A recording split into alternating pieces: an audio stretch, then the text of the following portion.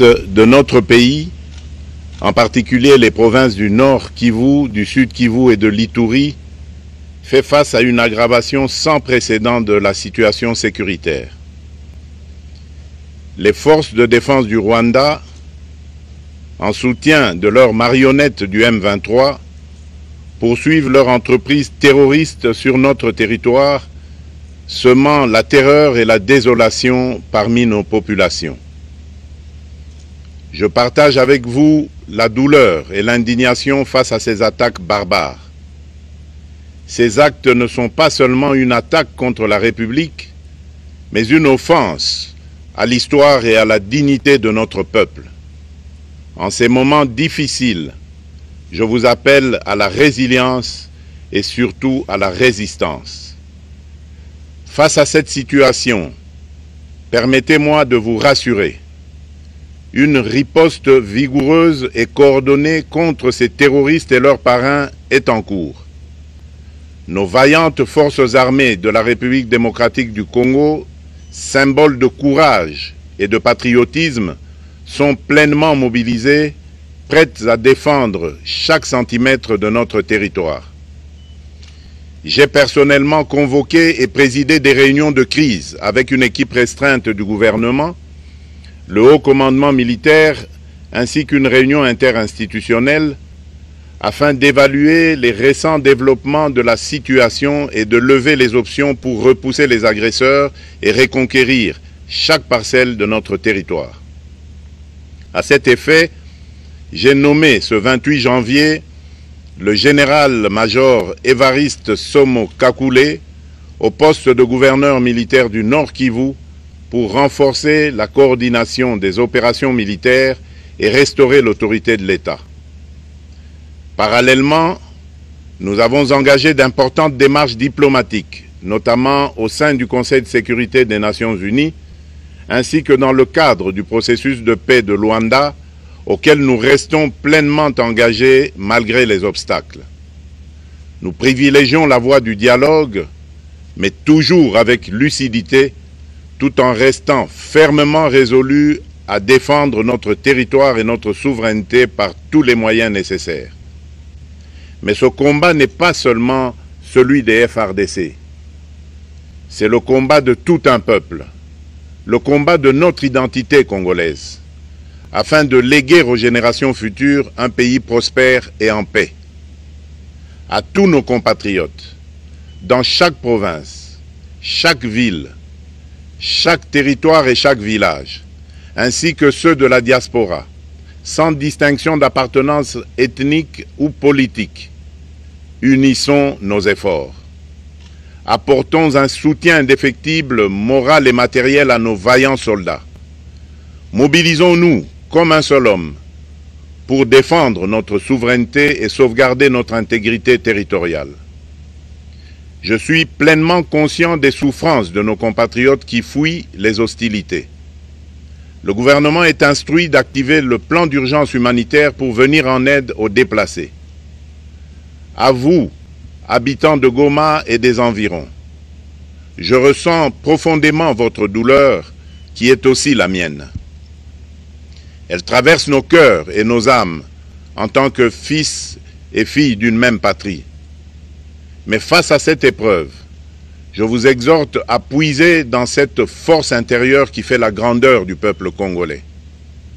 Résistez avec courage. Faites preuve de vigilance constante et gardez votre calme malgré l'adversité.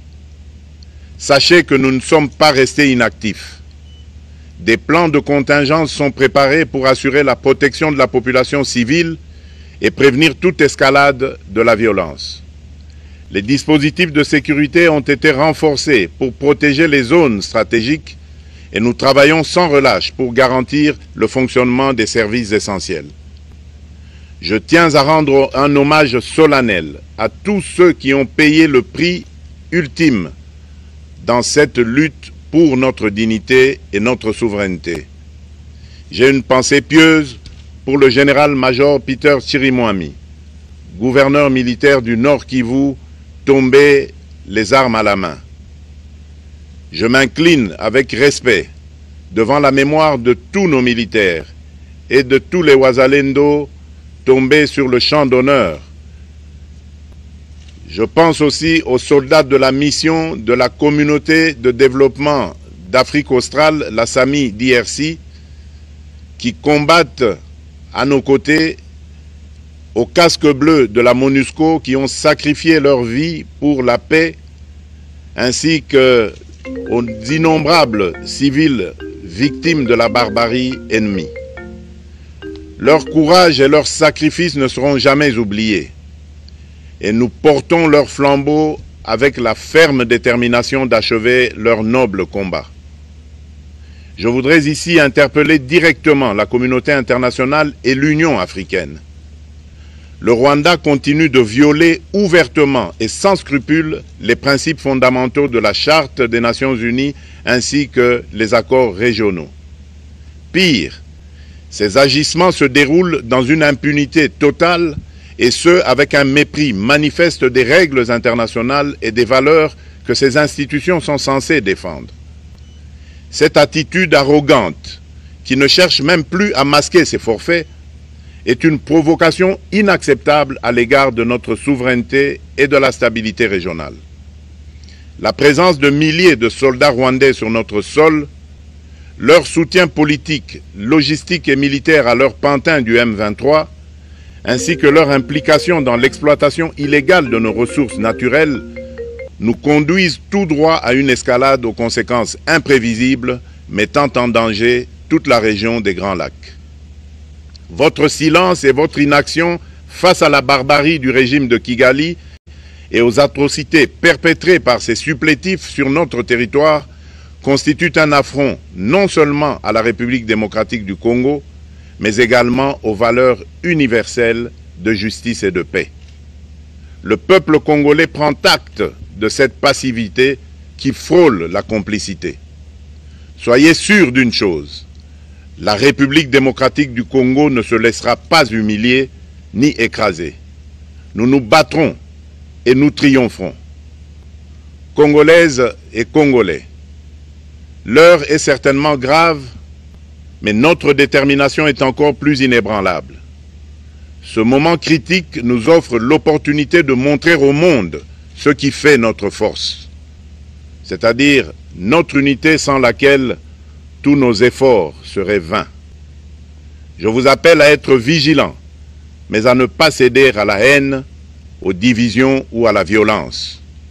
Je condamne avec la plus grande fermeté les actes de vandalisme et de pillage qui ont visé certaines missions diplomatiques accréditées en République démocratique du Congo, ainsi que des intérêts privés dans la ville de Kinshasa. Ces comportements irresponsables dénaturent l'expression saine de notre colère face à l'agression barbare nous imposée et jettent une ombre sur les manifestations pacifiques de soutien à nos vaillantes forces armées qui luttent avec courage et abnégation pour défendre notre souveraineté. Notre engagement doit rester ferme et discipliné. Nous gagnerons cette guerre par notre unité, notre courage et notre sens de responsabilité, et non par la violence aveugle et par l'anarchie. Cette victoire ne sera possible que si chaque Congolais, où qu'il soit, prend toute la mesure du combat qui est le nôtre.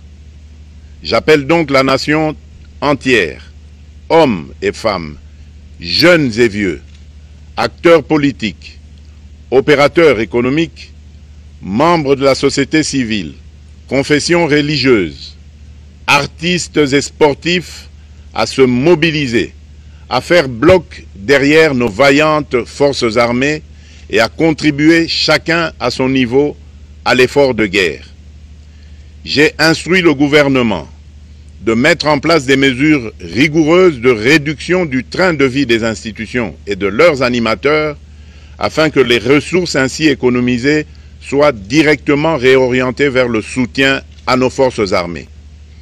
Dans cet effort national, j'en appelle également à la responsabilité du secteur privé, qui est invité à contribuer activement à cette cause commune. Nos soldats se battent avec héroïsme pour la défense de notre intégrité territoriale et de notre souveraineté. Ils ont besoin de notre soutien total, qu'il soit moral, matérielle ou logistique. À la jeunesse congolaise, pilier et espoir de notre nation, je vous exhorte à répondre massivement à l'appel de la patrie. Le moment est venu de vous lever, de mettre votre énergie et votre créativité au service de la nation.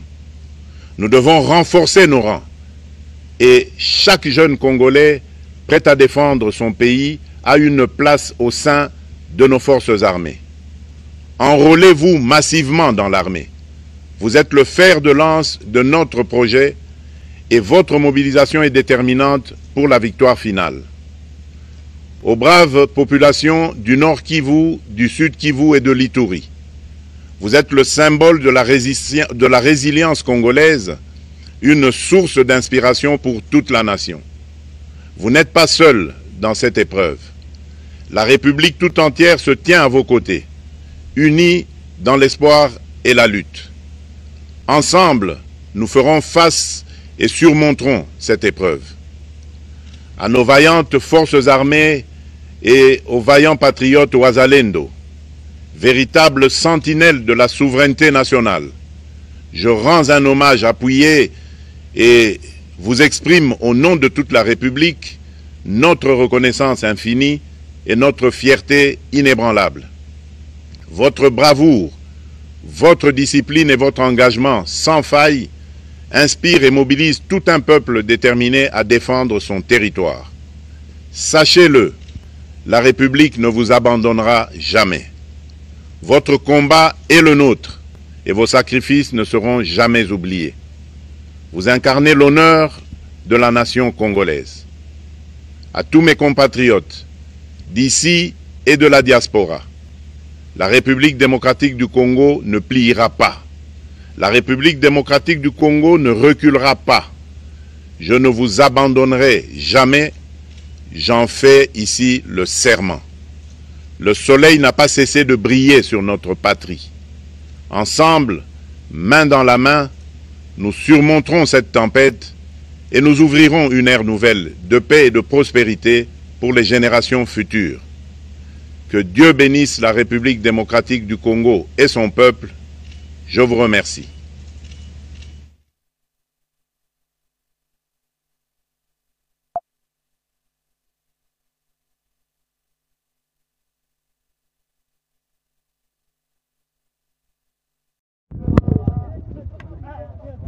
Yo, kimya nao.